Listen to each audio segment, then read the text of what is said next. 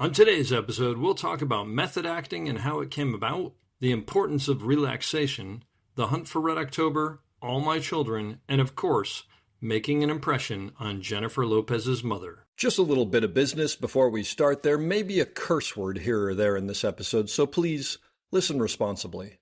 As always, our website, theop.io, is up and chock full of tips, tricks, and gooey operator goodness. Make sure to check out The Breakdown, where the best operators in the biz explain shots they have done, The Musings, where we discuss everything from quick tips to larger concepts of storytelling, the answers, the images, and so much more. I may or I may not take a break or two during this episode, but I promise that none of them will be longer than 22 seconds. Finally, if you are enjoying the podcast, please follow us, write a review, share us with your parents, and talk us up around the water cooler with your friends. So grab a beverage, sit back, and enjoy the op. Thanks for listening. Lock it up, nice and quiet, and let's roll. Rolling. Victor 30 Echo, take 2. Hey, Mark. Hey, Mark. And camera set. And action. Hello and welcome back to the Op Podcast, the podcast where we talk about operating and the art of visual storytelling. I am Dave Comides, your host, and coming to you today from Ponce City Market in Atlanta, where I'm interviewing an actor who I'm working with presently on a movie here, Ronald Guttman.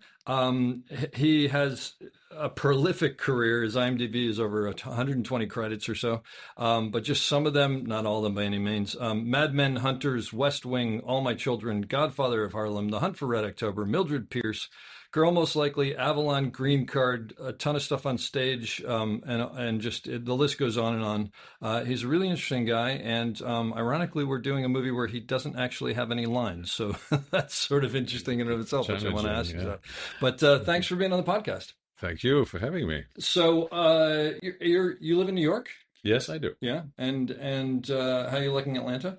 In Manhattan, I should say, because now everybody's in Brooklyn. This is true. Yesterday, everybody was like, how do I like Atlanta? I don't know it well enough. This neighborhood I'm discovering, I like to stay around where I am. I have the belt line. I can take nice walks. I have a couple of stores that I like.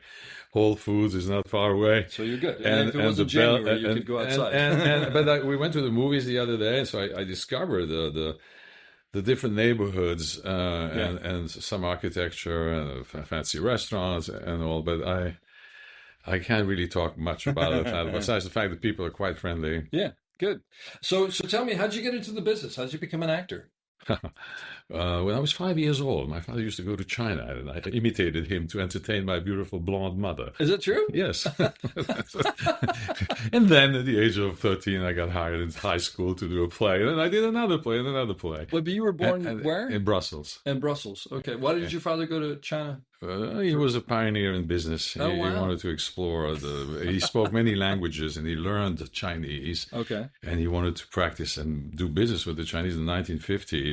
Nobody actually went all the way. Now everybody studies Chinese in high school and other places. But and he would go for a month. It's a long trip, and so my mom would be a bit sad, and I would entertain her by whatever. So I mean, that's I think what I would tell my shrink. But otherwise, I just did theater, a lot of theater in Belgium. I went to law school at the same time, but I was one of the leading actors in the reputable theater company.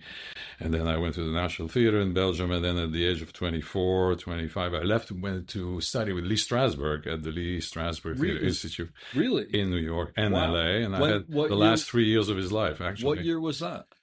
76, I came, 77, 78, 79. He died in 80, I think, 81. And you actually studied with Lee Strasberg? Yeah, in his classroom, sure. 3 months, and then he would go to LA. And then I would do a play. I did a lot of avant-garde theater, Richard Schechner, Oedipus, for instance, and other. And then I also worked I would go back to Europe occasionally to go to work in Paris. Did you come to the United States with the idea of studying with Lee Strasberg? Yes. My brother was at Juilliard in violin. He's a quite wonderful violinist. Wow. Still has a wonderful career in Belgium, in Europe rather. And I had read the book of Actor Studio. I had graduated Belgium Conservatory. I had done a lot of theater. I had some lovely leading roles. I was a big fish in a small pond, and I became a little fish. Very how old were you when you came to 25. the States? And what was he like? Lee? Yeah. Well, He was quite somebody. He was a remarkable man. He had an amazing temper, and which was great because if you did something that disappointed him, it would really make you feel like you had not remembered or done the work. But I learned a lot with him, and I felt that he liked me somehow, and he said certain things that were very encouraging, and it made me want to stay. Yeah. And feel that I had maybe a place in this country where there's so many great actors. When you're doing plays back home, and then you come here and you study with someone like Lee Strasberg, is it building on what you learned, or is it a totally different? It was quite different because I was trained with the most kind of conservatory academic French theater, where results was more what mattered. While here, I learned more about process and all the different elements of the method. But like he said, you have to use the elements that you know, and you mix them together. Like he said, a salad is never confused; it's mixed up. Meaning you have to know which elements you're bringing into and how you use whatever elements in your daily life in the moment you have to do the scene and how to be present, how to prepare yourself and all. So I learned a lot from him, and I knew that he was, I went to Stella Adler for a year as well. Wow. So I came to America, like many people do, to improve my game. What year was this? Or years? 76. That's amazing. So I was lucky to have met him, and I remember vividly certain moments that we shared together. Yeah. And so then, I mean, had you moved here? Like, or were you going back and forth? Or? No. We took a little apartment in New York, Lincoln Tower, with my brother and I. We had a nice place up there facing Lincoln Center, which was the center of the world for us. For him, music and theater, and then just up and downtown, and go to Union Square where the school was. I love the fact that that's where you're living when you're a student. Times have changed. Well, yes, I'll bring it up for that reason. Actually, that's fantastic. Mm-hmm. And so, you were doing mostly plays, or were you getting into TV? Yeah, of course, experimental theater. Richard Schechner, the Performing Group, Performing Garage on Worcester Street. I got lucky. I got some jobs here and there, and then I went back to Europe to play the Elephant Man. Somebody had bought the right, in Paris. So that was an experience. It opened up Paris in a way. I still work there sometimes. I left. The thing is, when you go between two continents, two languages, and sometimes it's a bit confusing. Most European actors make a big career in Europe, and then they come here, and then bingo. It? I mean, whatever. But I didn't have a big. I mean, in Belgium, yes, in the theater, but it was nothing compared to. And so I did a lot of that back and forth kind of thing, working here and there, and in New York, I got an agent. After I came back, I was lucky to be hired, Tina Howe and Carol Rothman at the second stage with Annette Bening and Tim Daly to do Coastal Disturbances, a beautiful play that Tina Howe wrote. Okay. And it was a big hit. We did it second stage. We moved to Broadway, Circle in the Square. And it was a long run. It was like a 9-month run for me anyway, because Annette left after 6 months. Then Madeline Potter came in and replaced her. But that was like, wow, bingo. All of a sudden, I thought I came for maybe an audition or two and had an agent because somebody had introduced me to someone. And that was the beginning more of my, quote, American career. Yeah. Well, I don't know anything about, acting in plays. Is it the same doing it here as it is in Europe, other than obviously the language? But I mean, does it work the same? Is it the same process? And it's hard to answer. Every theater is different. Every production is different. Every ensemble is different. It's not even family. A fair question. Okay. I mean, you could say that every movie is a different experience. Also, not every producer, director treats people the same way. But no, there are rituals of theater. There are certain things. In America, you have to be more, maybe, I don't know, it's hard to tell. In London was an experience where we did a play I did 2 seasons ago, Peter Morgan's Patriots, at the Almeida. And then we moved to the West End, and Broadway followed by Sonia Friedman, moved the production here by Rupert Gould. And that was a revelation. As a European actor, I had never worked in London, and to see the English actors prepare themselves and how they treat each other, and that was a discovery. The land of theater. What was England? What was different? That was the way they treat one another, the ensemble spirit, the preparation, the games we play before curtain. We come another, before halftime in your dressing room, you actually hang out and toss the ball and play and laugh and warm up together. And there's the relationship with the stars of the show and the rest of the supporting cast is different as well.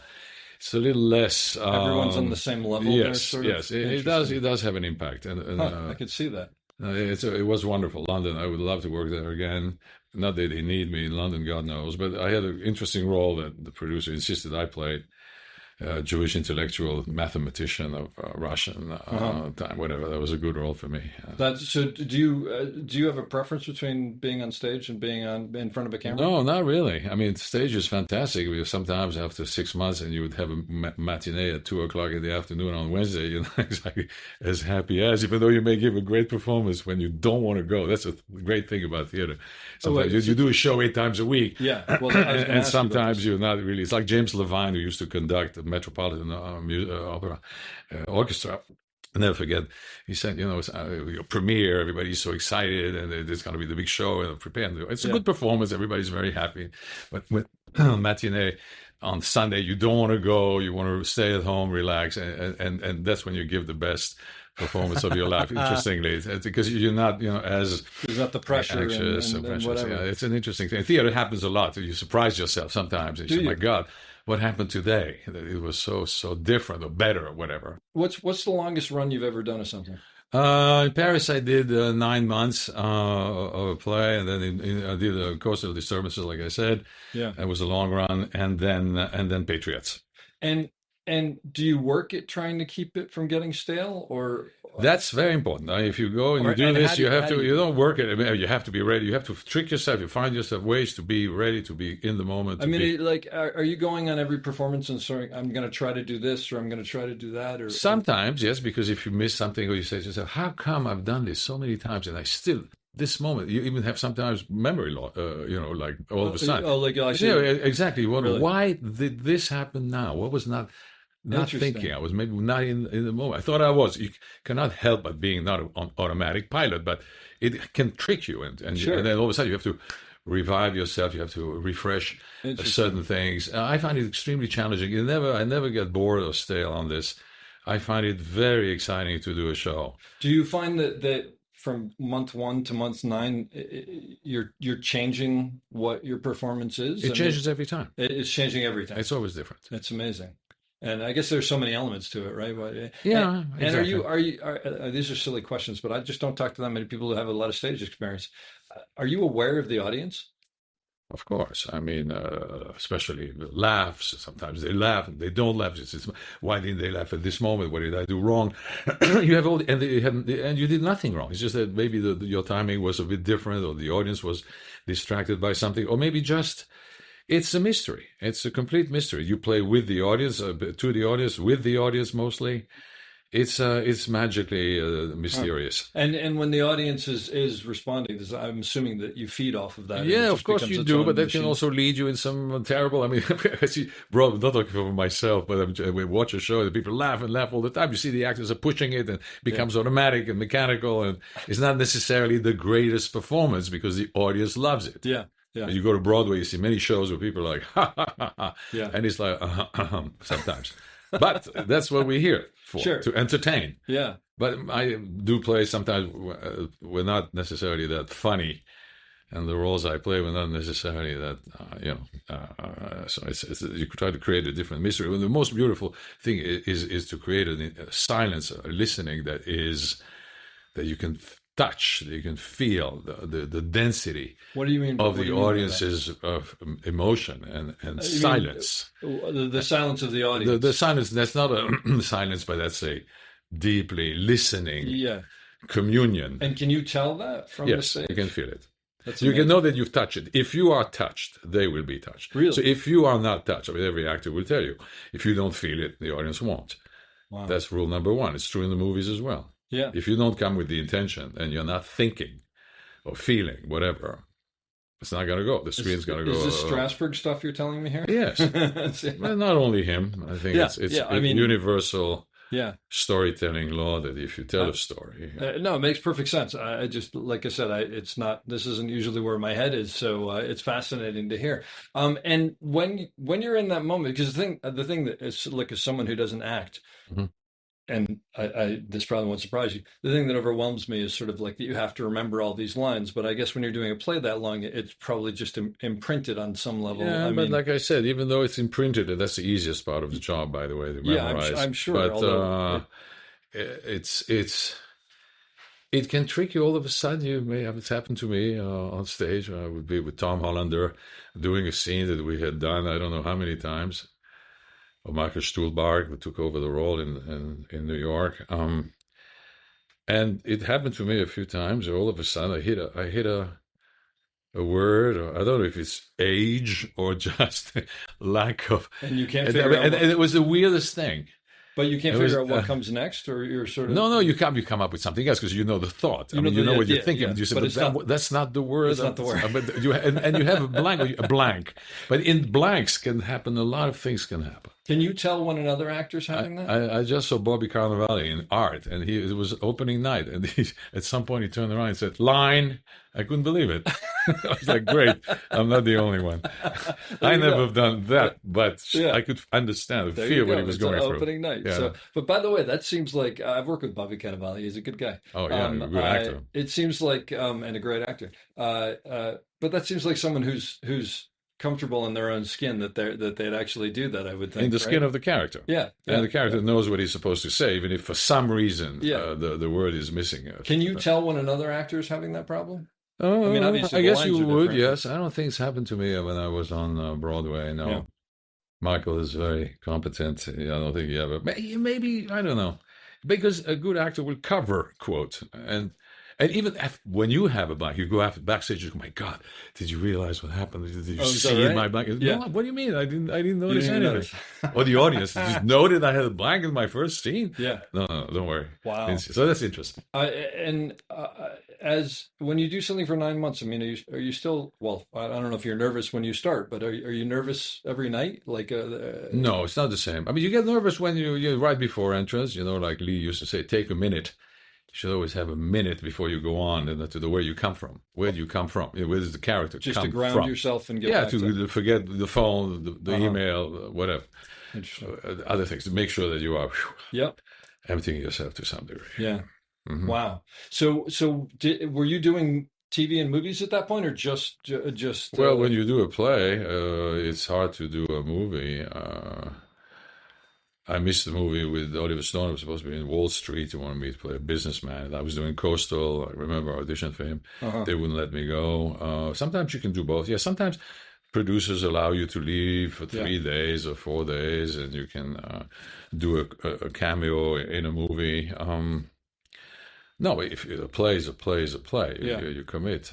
When did you start? I mean, were you doing TV and movies from the beginning, or were you just Yeah, I always mostly did doing? both. Oh, you Always were, did you were both, going yeah. back and forth. Yeah, sure, of course. Do you remember the first thing that you were on? The first movie or TV show you were on? In Belgium, I did some movie. I was very young, in my early 20s.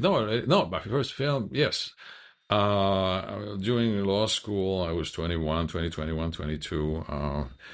I did a film that won the script, won an award in Belgium, and we managed to produce it. It was a co-production between Israel, France, and Belgium. It was a beautiful script, completely surreal.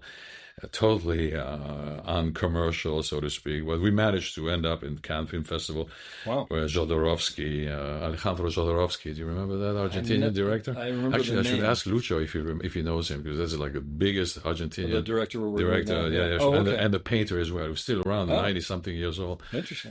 Whatever. So, that was my first venture. But otherwise, film, TV in Belgium, France, television series. And I had an agent in Paris who got me into a few things. And then I came here. My first U.S. movie,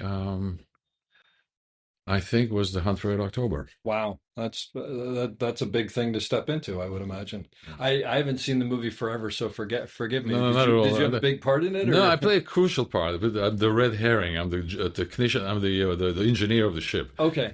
when Alec Baldwin comes into the submarine, Yeah. we smoke cigarettes together, we speak Russian, and then we switch to English, which was an interesting way McTiernan did to in order to avoid subtitles. I do remember that. You remember that? And I remember there was a big discussion about yeah, that, I guess, right? but the movie worked. Yeah, well, And Sean Connery took a liking to me. He said to the director, "Who's this kid? He's good." And so they put the camera on me when I was smoking. Like when you're in the nuclear submarine, smoking is good for you. Yeah, there you go. That's great. What was it? Was it just a shock to show up on something that big? Because that's got to be, larger. Well, yeah, it was amazing. The gimbal, that thing. We were all on, and the thing would move up and down like this to the right, and they had two handles, and it would switch. And Sean would say, "I have to be out of here in 5 weeks." He could not work for longer than a certain amount of time, visa-wise or whatever. Oh, I got you. So he wanted to go back to his golf game, but it was great. And Sam Neill, and there were so many people. Stellan Skarsgård, we're talking about a lot. Now, I was in the film playing the other submarine. Scott Glenn. That was an amazing cast. What an incredible experience. Yeah. So one of the things that I mentioned that you were on, it says that you had a recurring part on All My Children for like over 20 years? No, you crazy? 20 episodes. 2 years. No, 20 episodes maybe. 20 episodes, but it was over a number of years though, right? Well, maybe 2 or 3. They come back. We come back. I died. I was in jail. I came back. I died. I swear to God, they resuscitated me. Well, there you go. Franco Visconti. No, it was good when I met Jennifer Lopez's mother. One day at some, I don't know, premiere. She was socially, you mean, Socially, exactly. I never worked with her, but she was so happy to meet me. People who watch, they like, and I was a terrible guy when I did killing women and all that stuff. It was horrible. So they do an episode a day, don't they, or something? Or it's an amazing training. It's. I mean, you have to. First of all, it's great practice for your memory, and then you're so fresh, and then you move on to the rehearsal, and from the rehearsal you shoot. Yeah. I mean, every actor in New York has gone through the mill, from Kevin Kline to Meg Ryan to. The list is long. It's a rite of passage, I guess. I think so, and you make good money. You make $700, $800 a day. Oh, okay. Which 20, 30, 40 years ago was good. A big deal. Yeah, Absolutely. And do you get a take two, or do they just churn through it? Yes, you have the big cameras. I mean, if they're not happy, they do it again. It's amazing to see it just sounds like a machine is what I'm sort of. Yeah, but a machine. I don't know. Mad Men was also a machine. I mean, everybody was so prepared. Everybody was so on top of it. Everybody was so great. When you have something that is so well organized, it's. I mean, I'm comparing things that should not be compared, but still, I understand. It's the effectiveness of the of the business we're in. It's like an army platoon. What's that? It's like an army platoon. Yeah, absolutely. A lot of the things that I looked at where you were like one episode here, one episode That's what there, I did with Mad Men, yeah. Yeah, Oh, okay, there you go. Is it hard to drop into an ensemble show and just Not really. You got to go in, and they welcome you very well, and they make you feel very important, and they take care of you. Mad Men was just beyond. I'll never forget the last looks. You always know the kind of production you have by the way they do last looks. I mean, how seriously they take it. Really? I think so, because it's like every time the camera gets close to you, they want to make sure that the people are there watching you and making sure that that your hair is not all over the place, etc. So it doesn't always happen. Don't do that. And, some independent production sometimes. I work for so many budgets that are different, and so whatever. But Mad Men was besides everything else. I mean, and John and Roger was amazing. John Slattery was so friendly and funny, and there was, and I had an interesting role, and it's the character that makes the actor, in the sense people treat you because you have an interesting role and some lines that are memorable, and so people do treat you with a certain. You feel completely at ease, and they welcome you very well. So is it almost easier to go in for those things than Yeah, I don't have a complex that way. I go in, and if they chose me, it's because they want me. Yeah, oh, that's great. What about? Do you have a preference of TV versus? Is there a difference between working on TV and working in features? I guess so. Depends on the production again. Some TV is extraordinary when you do Mildred Pierce with Todd Haynes.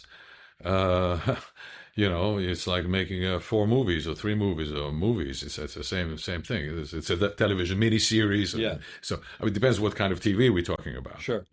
And there are some movies which are independent, very little budget, so you feel like we don't have the time to really perform as well as we'd like.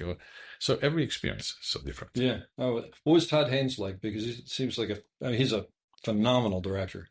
He is indeed, and I had the chance to work with Ed Lachman, right? Oh my gosh, you worked with Ed Lachman. I didn't realize you shot that. Yeah. He works with Todd always. Yeah. He's and amazing. he was a great. He's a Francophile, and not only that, his girlfriend is from Amsterdam, so we would speak a little Flemish together. Oh, so there you go. Belgium, we speak Dutch, and so we had a little bit of that thing together. He's a brilliant cinematographer. And yes, Todd Haynes is he's an extraordinary guy. Yeah, a bit like Peter Weir. The movie that we're doing right now, you play a monk, and you don't speak at all. No, I know it's very challenging. The other day, Lucha said to me, "Don't move your eyebrow." Oh, this is why you were asking about the eyebrow? Was that the day you were asking me about the eyebrow? I asked you if my eyes were blinking too much. Oh, blinking. Because that's all I have is my eyes in this but thing. you said something about eyebrow. No, it was the blinking moment, but whatever. There's so much smoke and all. Don't move your eyebrow because it was too expressive. No, yes, exactly. Too expressive. Wow. And I can understand. He's right, because when you have a character who did a vow of silence as a monk, and you're just observing the situation and feeling compassion for Da Vinci and try to see why he's surrounded by so much animosity, the Duke of Milano and the prior of the church. And my role is to be compassionate to him and to give him a candle, to give him some this, to give him that. Yes, you can't comment too much. In life, we don't realize it, but we speak to each other. We do listen and comment and react. And if you have an expressive face, you tend to either smile a bit or move your forehead and eyebrows, shrug your shoulders. Just naturally. It's a natural form of reaction. But that's the thing. You're not supposed to be natural. Lee Strasberg used to say, don't be natural. Be real. Insist on the difference. What does that mean? The reality of a role is what you bring to the character that creates the reality of the character. Being natural is, quote, what you see on most soap opera acting, let's say. Oh, interesting. You can recite your lines. Yeah. You not that you mimic an emotion, you don't, but you are acting naturally. Which many actors have to do, but it's different when you have to reach a level of reality. That's different. So this role for me is a challenge to bring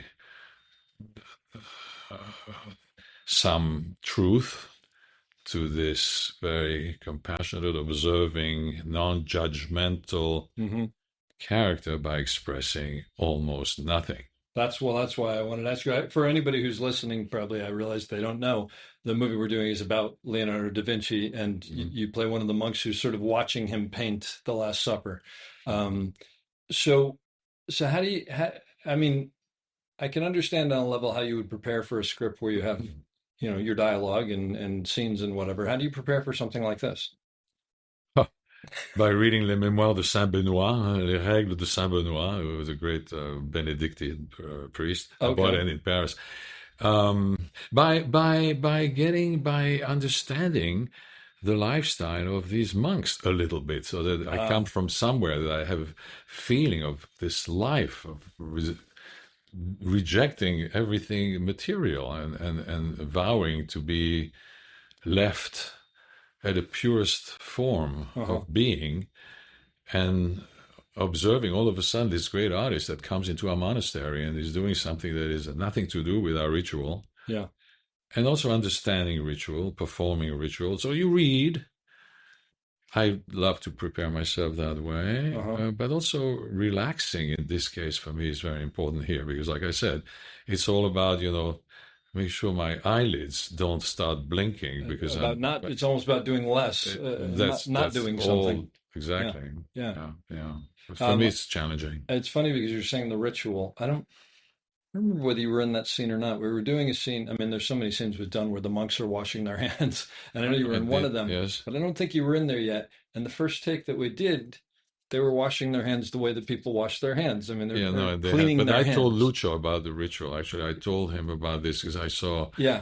a video by Bill Viola, which is a beautiful work of a waterfall and also of this is something you washing found hands in that I had preparations, observed in or- the Museum of Modern Art years ago, gotcha. and it reminded me of this for this role, that everything is ritualistic when you wash your hands. Yeah, You know, like yeah. during COVID, we had so many rituals. Yeah. How we washed our hands Sure. between fingers and all.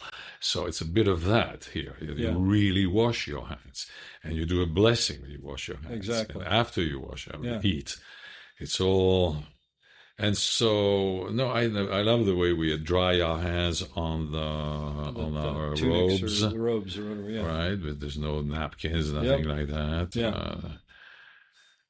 No, it's interesting to discover a 15th century monk life. Uh-huh. I have to say, that's the wonderful thing about our business. We learn about worlds that we would never. You know, I played the role of Jacques Cousteau in the television series with the giant squid, was called The Beast. We shot in Australia. Wow. About the giant squid. Yeah. And so I learned all about marine biology and The giant squid, the one that like nobody's Peter, what really was the name of the seen? fellow who wrote Jaws? What's his name? Peter. Peter Benchley. Thank you. Yeah, And he yeah. wrote The Squid. Okay. Oh wow. So there was a mini series that we shot in. Did you learn how to? in Sydney. Did they I teach you learned how a to- lot about that extraordinary animal. Yeah. The only animal in the world that, I mean, in the ocean that can commit suicide, because you will never see a giant squid in an aquarium. Actually, you will see whales and dolphins Yeah, yeah. and all kinds of, and sharks, but never. But that's the one that Architecturist ducks, they call it. They're as long as a city bus. That's and the their one that lives beaks, so deep they yeah, can't right, they can't find them. Exactly. And And there's they only can been a cut. couple They can cut pictures, through right? cables, electric cables. Yeah, they yeah, can cut yeah. with their mouth. They're amazing animals. That's They're wild. very smart, and they project blood, sort of a red liquid, when they are in captivity, and they fear, and that's how you can never catch them, because they would rather suffocate themselves with Wow. one of their 10 Tentacle. paws. Yeah. They only octopuses 8, and they have 10. They have 2 extra ones, Oh, interesting. and one of them is the one that they put in their own Wow. mouth Good Lord. to avoid captivity. And they know this because they've seen this? Yes, Wow. they've observed. That's I mean, I unbelievable. read about them. Yeah. So Yeah, did you? they found in New Zealand. They sort of strand themselves on the beach. Yeah. Did you learn to scuba dive for that? No, but we had a scene of a scuba dive, and we had it made the cover of the New York Times television section. Remember, the New York Times used to have a TV guide? Yeah, You they remember did. that? I made the cover. So I was there on the deck, about to die. Oh my gosh. Was Jacques Cousteau involved with this at all? Whom? Was Jacques Cousteau was involved in this? at No, all? not at all, not at all. It was Peter Benchley's imagination. My character was not Jacques Oh, he Cousteau. wasn't Jacques Cousteau. No, He was, no. But I had a little I red see what you're hat. saying. Yes. I took Okay. some elements of his life. Sure. When you're coming in for, I don't know whether this tracks or not, but when you're coming in for a day on one of these things where you're day playing, Uh-huh. have you had situations where camera operators have come in before and sort of like, told you who everybody is and said hello and sort of welcomed you into the thing? Like, because I often find that that's part of my job. Ironically enough, I didn't do this with you. I came up to you. You came up because to me, I know and William. I felt so badly. No, not at all. But you know what I realized after the fact? It was Yeah. because at the very beginning, you were one of the many monks, No, and listen. it didn't stand out. You see how Hollywood you are. I feel terrible about it. No, it wasn't that. I just didn't have time to say hello to everybody. This show's been a little bit of a whirlwind. But For sure. have you had that experience before, or is that helpful too? Sometimes you come, you parachuted in something, and maybe not everybody. The director comes to you. Sometimes you don't even know. Met the director before. You audition for you don't know whom, exact casting director. You cast, bing, bang, bang. In this case, I was happy to work with William Rexer, because we worked together on Hunters with Al Pacino. Cinematographer. Oh, you worked with him on Hunters. Yeah. He did my whole last scene with. Did you have a big part on that? Were you there for a bit? Kane, and it was a fantastic experience. Yeah. And so, did you also work with John Lindley? John whom? John Lindley. Did you work in the John second Lindley. season? Well, I was in the series. I was in season 1. Oh, okay. He did season 2. Because you did New And York. I played one of the Nazis who hides in Hunting 1974. And I get caught at the end, etc., etc. And we have a very beautiful scene at the very end, the chain, when I sort of beg for my life, even though I did kill the child of the two characters. I'll tell you, Will offered. Saul Rubinek was the Oh, father with Carol Kane. They were amazing together as a Jewish couple that have tried to revenge, and he cannot kill me. She can kill me, but I can't. And I begged for mercy. I mean, I didn't beg for mercy. I was trying. I played the scene. I told the producer, I have to play this guy with a sense of guilt, a sense of shame. And not because he's the bad Nazi they finally caught and chained to the chair and they got to kill him. That the guy doesn't have, an emotion. It doesn't have feelings for what he's done. And seeing the parents of the kid that he bayoneted to death. Oh, geez. And it was very, I would say, beautiful to be able to certainly not redeem, but to play someone who feels at the moment of execution that he had done something horrible. Wrong. Yeah, exactly. And they allowed me to play it, and they allowed me to show it. Oh, that's great. And I was in tears, kind of thing, and that was it. Yeah. Will and John offered me the second season of that, and I watched the first season, and I called them up and I said, I just don't think I can do this every day because it's a tough show. There's a lot in it, Because of the subject matter? Because of the subject matter, yeah. It got to me, and I thought, I just don't know if I can go to work and do this every day, so I ended up turning it down. It's good you're not an actor. As you know, you have to be the lawyer of your character, even if you play the worst monster. So you have to be the what? The lawyer of your character. You have to be like a lawyer. Yeah. You have to defend your character. Sure. No, I understood. Yeah. You have to find the arguments, the reasons why he became who he is. Well, I think that sort of was what I was dealing with. Was I don't know if I can keep my head in this game enough to do the work that I would need to do, and it would if it bothered me. How was working with? Did you work with Al Pacino? We had one scene at the very end. I met him briefly. I had known him from New York about some other play that he did. That I knew the producer of, Fred Zollo. So I socially met him. Just did a reading with him in New York and De Niro. Yeah. Script, Luc Besson. And so, in New York, you cross paths with people sometimes. And, it's fascinating to see him walking around. He's a very concentrated actor. He's a very beautiful actor. He was Lee Strasberg, I think, favorite actor. Is that right? Yeah, I think so. I mean, not favorite, but no. It was like a star. Yeah, it was like a child of his method. Everything was incarnated by Pacino's work. Do you notice that younger actors are they different than the actors that you grew up with? It's hard to tell, but I'm sure everyone now knows everything. It's seeped out through the culture. It's trickled down. What used to be a bit of an exclusive club of the actor studio, and you were either the Stella Adler or the Meisner tribe, or you were the studio tribe. There were a lot of, when I came here, everybody was, kind of sort of competing with who was a better teacher, etc. Okay. There was a real scholarly. Because Stella Adler came from Lee Strasberg, is that right? No, yeah, well, Stanislavski. They all come from the same Russian school of the old gotcha. guy. Exactly right. So they all had interpretation, different ways of doing. You react, you do this, you do that. Some is more memory, some more sense memory. Sure. Some substitutions, some more moment to moment. And it's all goes towards the same goal, is to be. But now I feel like this is like a second nature to everyone. Everyone knows that you have to be real. Everyone knows that you must deliver emotion. Everybody knows their way to get there and to emote and to be real. I mean, I think just like in any discipline, like in sports, other thing, the technique gets better and better in a way. It improves. With experience, with time, with genes. I'm not sure what it is. Well, why do you think that everybody knows that now? Is it just because we're watching movies, because we see what people can do on the screen? But you used to watch movies, right? Yeah. Well, is it because the curtain's been drawn back more now? It's not growing up with Cary Grant, Gary Cooper, whoever extraordinary. It's not the same thing as growing up with Jared Leto and others today. I'm just Michael Shannon. I don't know. There's so many people who are real and powerful and more than real. I mean, with documentaries and reality TV has changed the way people expect human nature to be shown. Yeah, and there's more options definitely to be studying out there. That's for sure. Like when you say reality TV, actually, that makes me think. I mean, even though it's not really reality TV show, because once you put a camera in there, it changes the dynamic. No, of course, I can't compare the reality, Yeah. but I'm just saying No. the level of more documentaries, actually, maybe movies are now about you see, Harvey Weinstein, in the courtroom, you see this guy doing that. So if you played a role like this, you better have this to pull from. deliver. You can't just act Yeah. the role. Oh, that's fascinating. What this may be a weird question, but what is acting to you? If you had to define it. Putting you on the spot? No, not at all. Not at all. Not at all.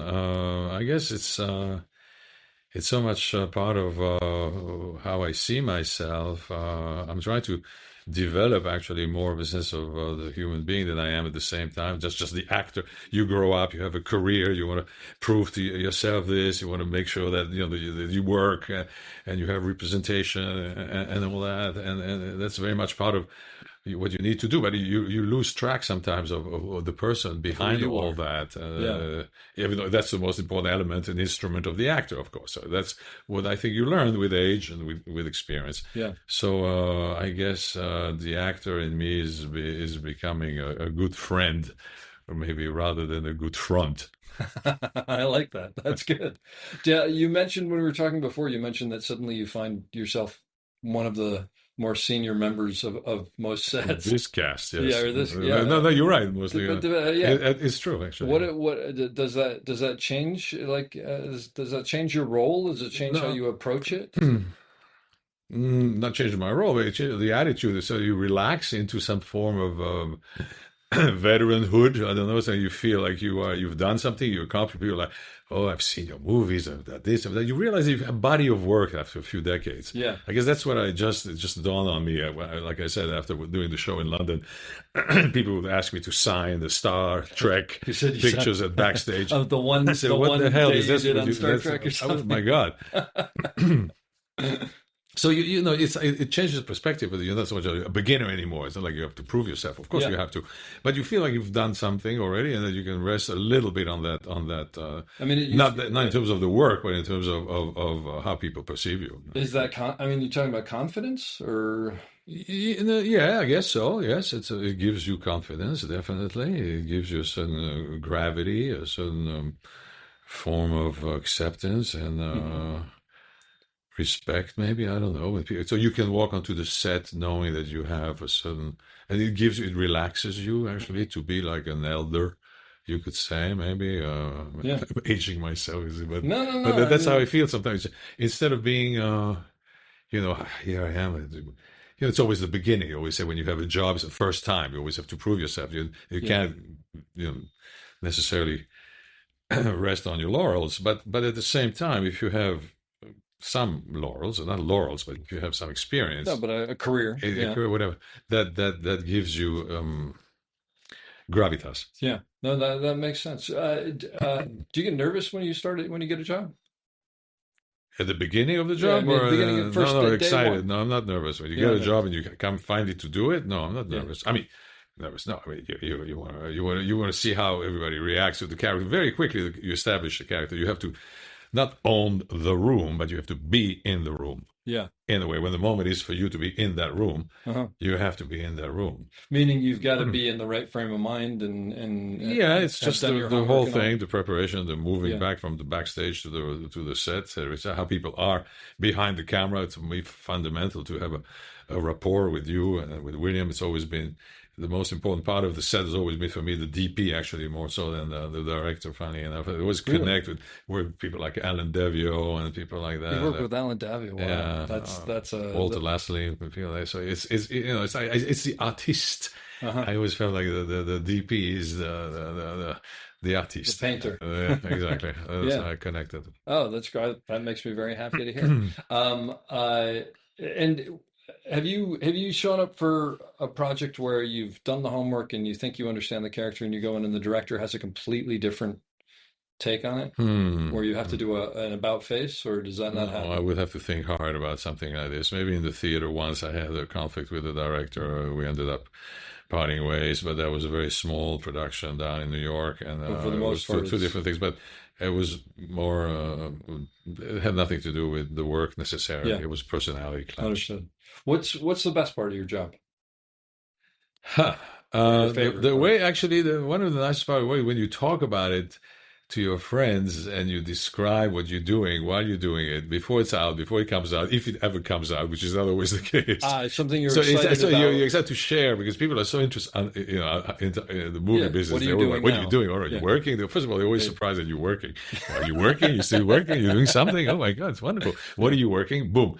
And then you tell the story, for instance, this one, Da Vinci, the refectory, Italy, Milano, 15th century.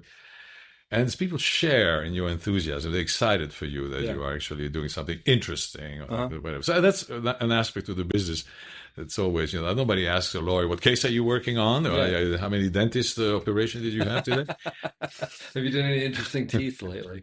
Whatever. That's So great. that's one aspect. Of course, besides that, it's the work. It's the satisfaction. Nothing is greater than having a long day in front of a camera and having that. Even if, in my case, this here, with small little, like the scene we did the other day with the light and he comes down, I give him the book, Yeah. he gives me and all that, the horse.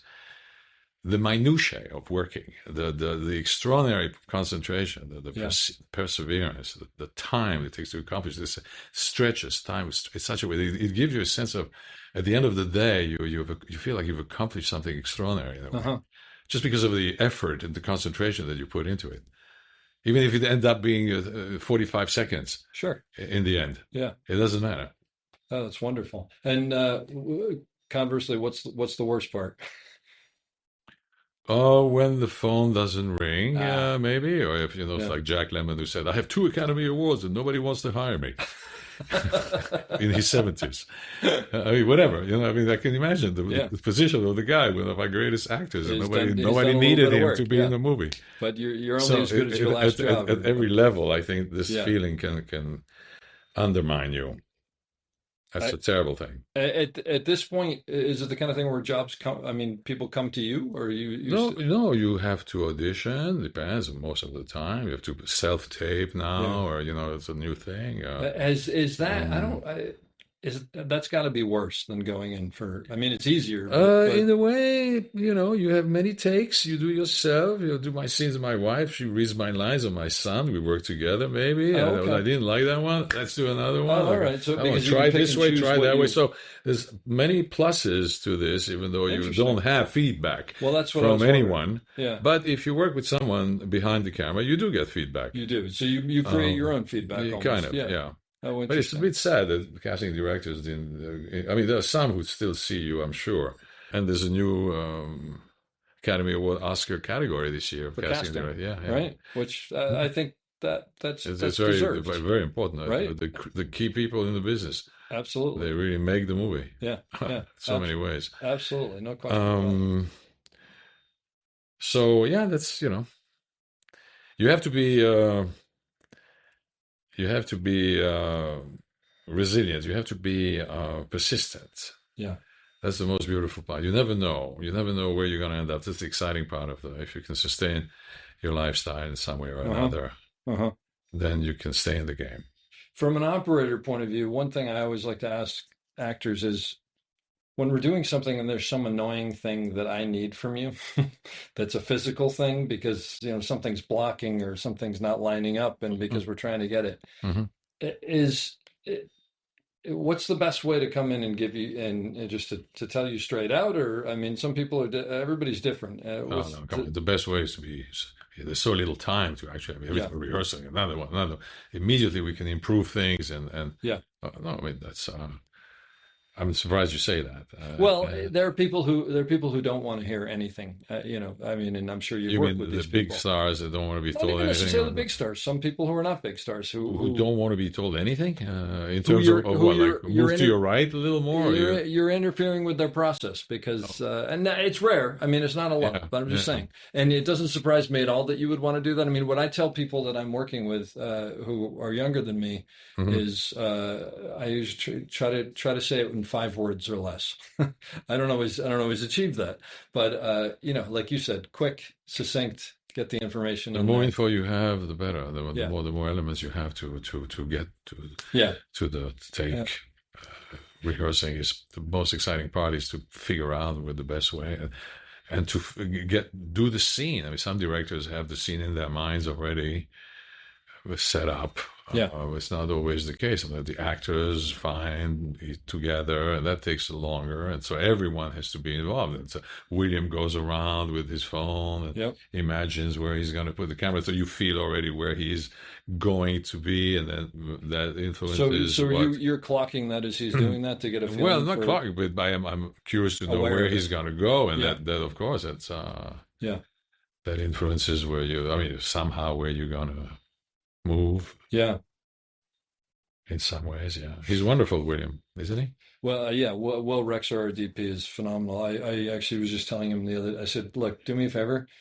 Call me for anything. I don't care if there's money. I don't care. It's your first time working with him? This is my first time working a full job with him. We've done small things here and there, but we've never done a full job together. And he's just, the things that I love, first of all, he's so talented. It's ridiculous. He's a nice guy, too. He's a lovely guy. He's generous. He's a mensch. And also, but the thing is, he just he loves doing this.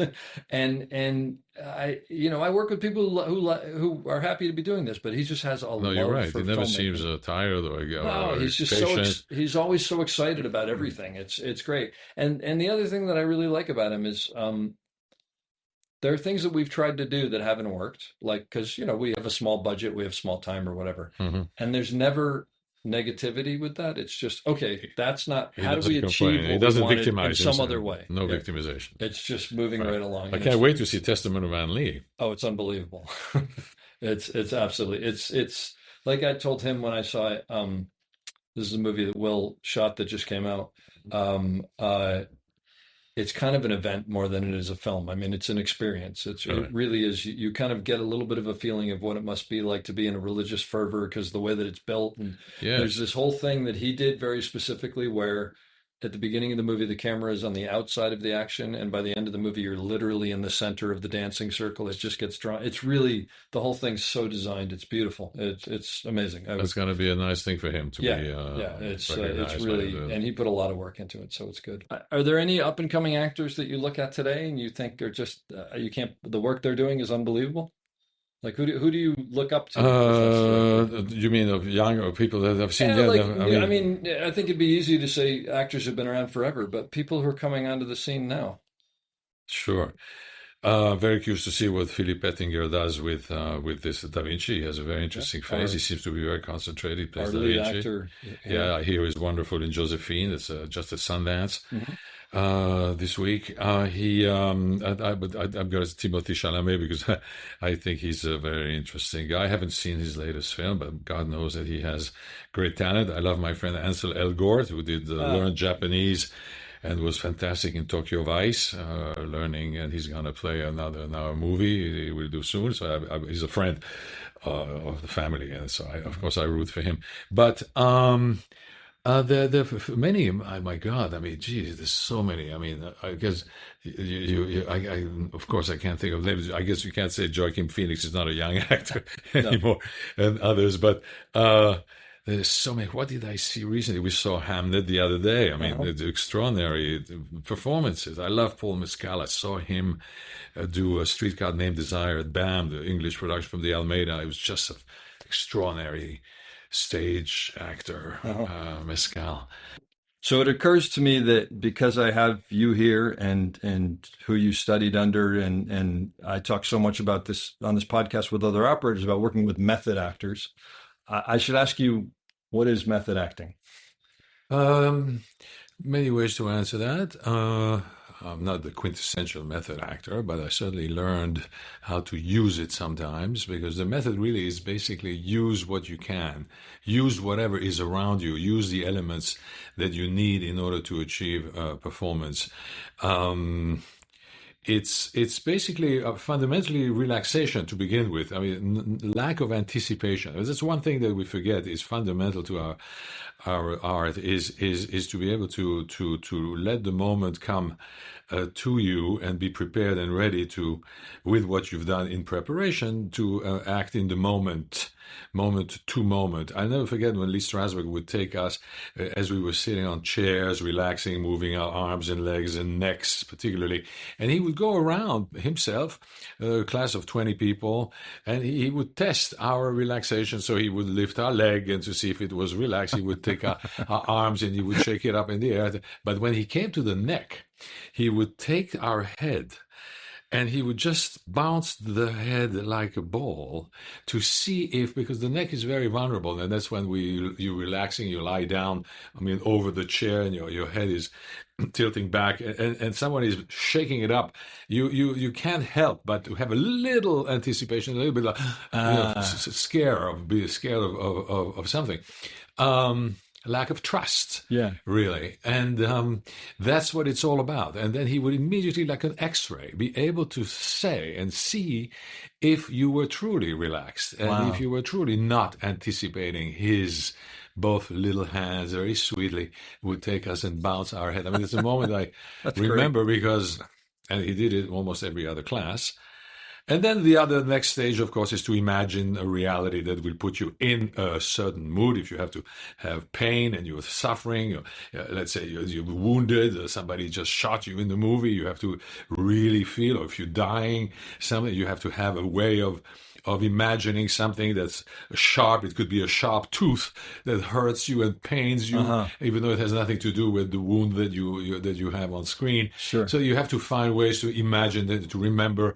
If you want to kill someone, you have to imagine something, an insect that bothers you, a mosquito that keeps flying around you. Okay. You never kill the guy. Yeah. You may hate someone, but to kill, actually, you have to have something that could be yours. It's always, what if is the big mantra. What if it were me in that situation? What if it happened to me that I had to be in this situation and had to deal with this? How would I handle that? What does it do to me? What are the circumstances of my life that I could bring to that? But I just saw something about Andrew Scott said something wonderful. He said that actors have to be like painters as well. You approach, you can't, you have to use yourself. You're like an artist who uses oneself to paint a character, to take a character, and everybody would play it differently. I wouldn't play Shylock the way that someone else would, because I would bring my own experience and thoughts about being Jewish or not, etc., etc. Sure. And how would I paint the character of Shylock with my own tools? So that's one thing about the method. Bring your own tools. And what are your tools? Develop your tools. He used to say, that's what Ilya Kazan, I think, used to say, when you're in the subway, imagine that you have an orange and you peel the orange. Try to imagine, smell an orange.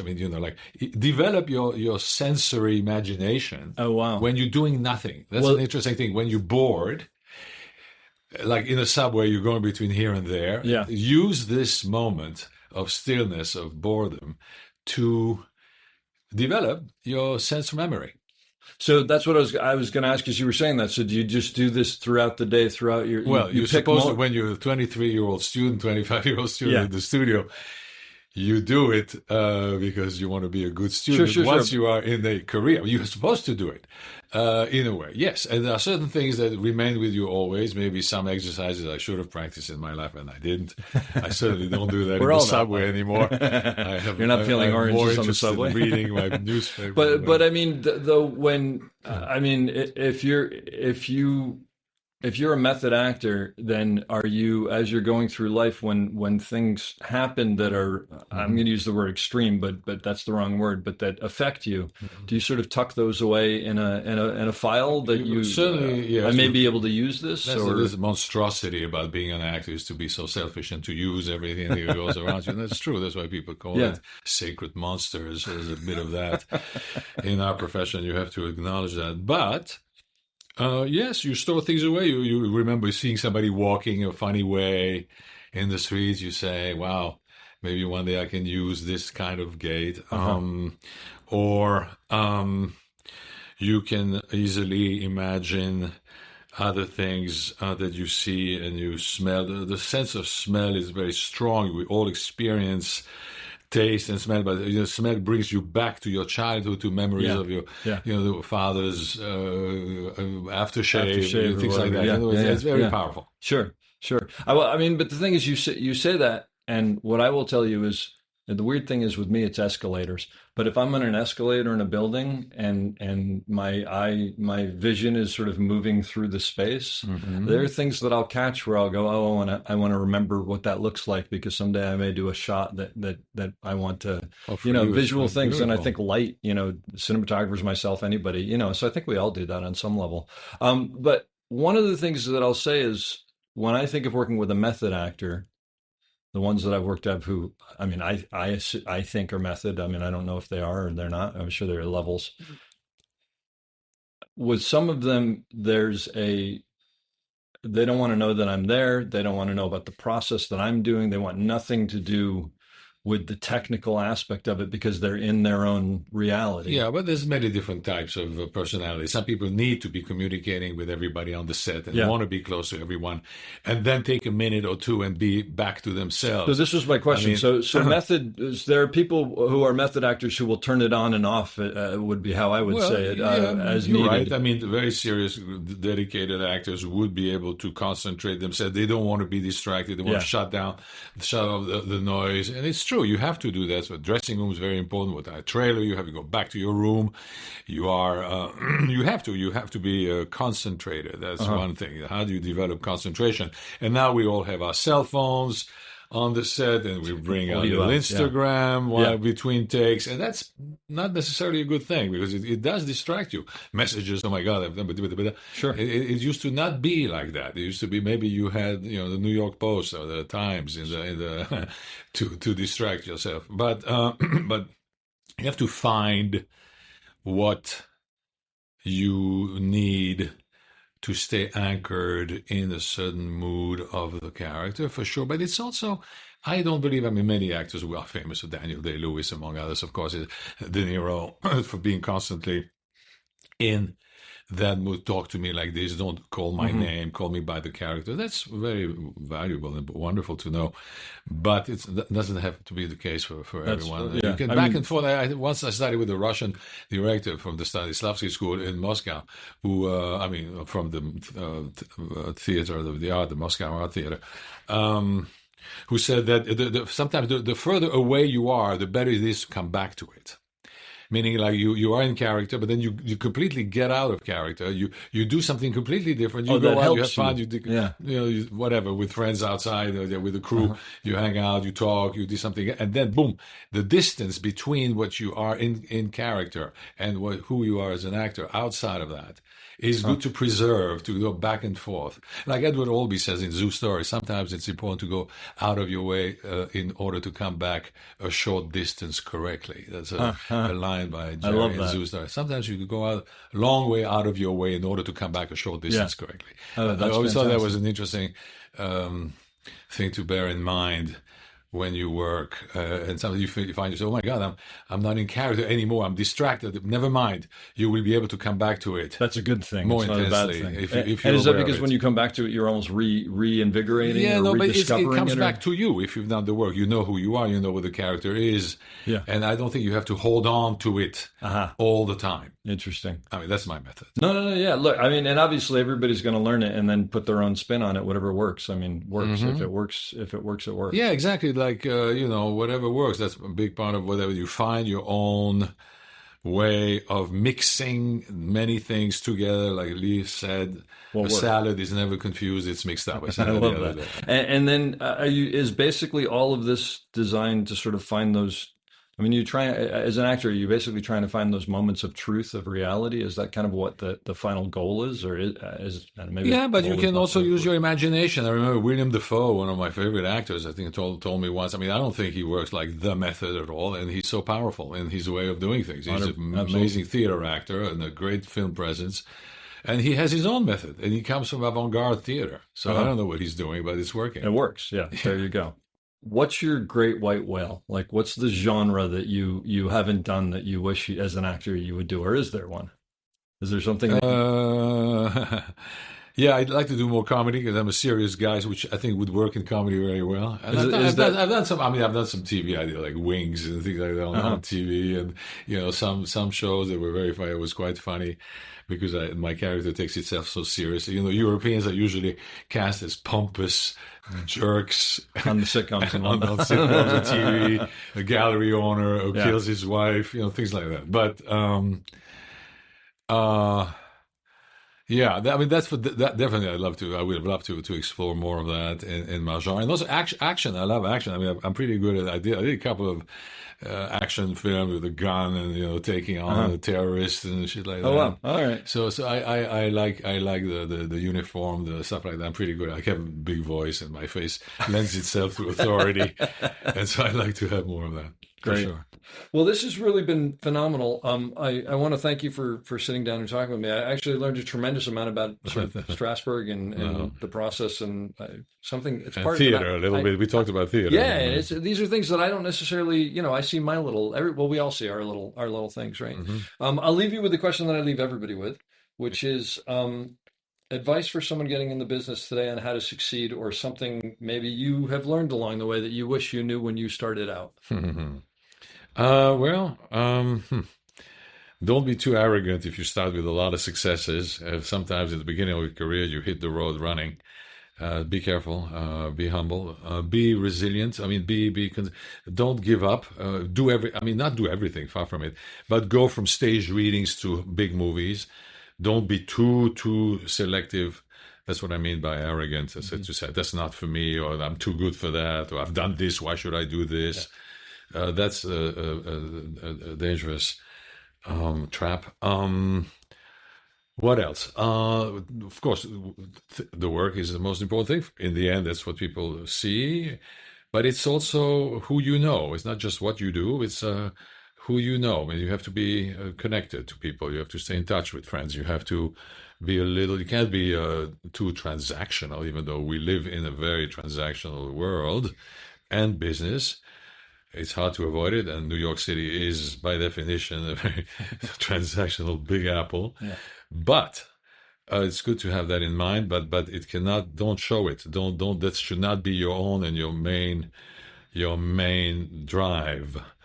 Don't let them see you too eager to climb up that ladder that's so hard to climb in our business, and try to just focus more on the work. When you get the work, do the best you can, and don't think too much about the next one or what you should do with that, this, and that. Because we live in this business of mirrors and a subtle perception of who you are from what you've done and who you're with and who represents you and who's your agent, etc. But there's no business like show business, and there's no rule. By that I mean everyone has a different career. Everyone has a different story. Mm-hmm. And you compare yourself, you can't help it, of course, but it shouldn't be the number one thing. And it's hard at the beginning. It's so much competition. You're envious. Don't be envious. Don't covet is the 10th commandment. Let's end up with that. I hope you enjoyed that as much as I did. We'll be back soon with another great episode. Don't forget to check us out on theop.io for all sorts of information on operating and storytelling. So thanks for listening, and have a great day.